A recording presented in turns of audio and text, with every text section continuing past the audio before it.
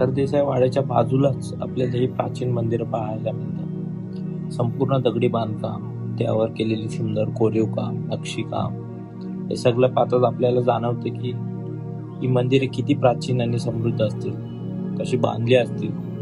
पण खंत फक्त एकाच गोष्टीची वाटते की मोगलांच्या आक्रमणात या मंदिराच्या मोठ्या प्रमाणात नुकसान करण्यात आलं. त्या मूर्ती उद्ध्वस्त करण्यात आल्या. मंदिरासमोर जे नंदी आहेत त्यांची तोंड तोडून टाकण्यात आली. हे सगळं पाहिल्यावर मनाला जरा वेदना जाणवतात. पण तरीही आजही मंदिर आणि त्यावरचे कोरीव काम या प्राचीन मंदिराची भव्यता दर्शवतात.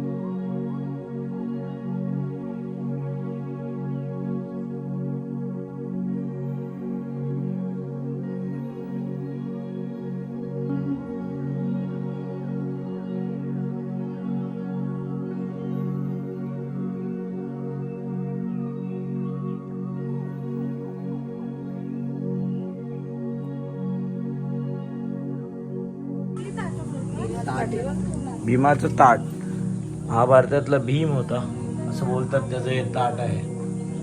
आतमध्ये काय आहे? काळा बघा, शिल्पकळा पूर्ण पूर्ण दगड.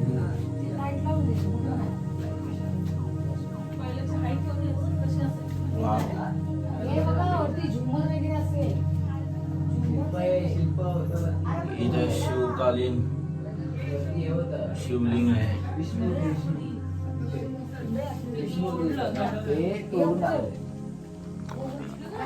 कसं तरी जपून चांगली ठेवायला पाहिजे. पेंटिंग आहे आपली दगडाचीच आहे.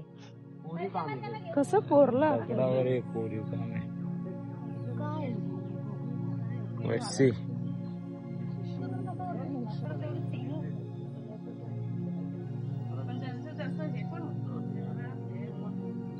हे दगडावर नक्षीकाम बघा, काय नक्षीकाम. हा नंदी होता. शंकर पार्वती येते. स्ट्रक्चर शंकर पार्वती येते. ते तोडले ते आणि ते पण कोणती तरी मूर्ती होती. नक्षीकाम बघा.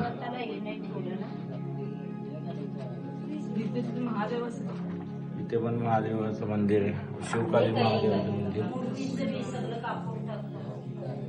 सरकारने चांगलं जतन करावे. गणेश गणपती बाप्पांची मूर्ती.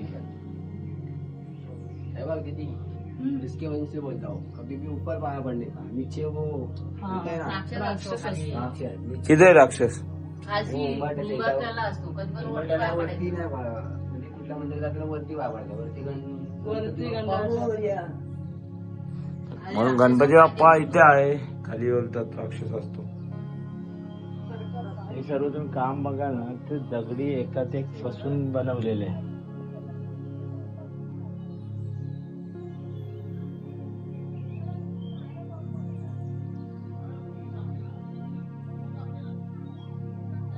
अजून एक खूप महत्वाची बाब आहे की इथे एक विहीर आहे,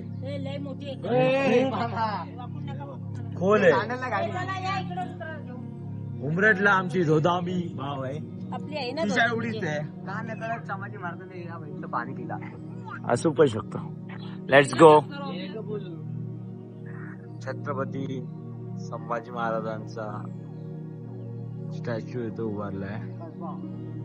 हे संगमेश्वर मधलं एक ठिकाण आहे, कसबा. याचा शेप बघायला तर होडी सारखा आहे. पावसाळ्यात तिथं पूर्ण असं पाणी भरतं. इथून वरती जायला जागा आहे, अशा शिड्या महाराजांच्या इथे.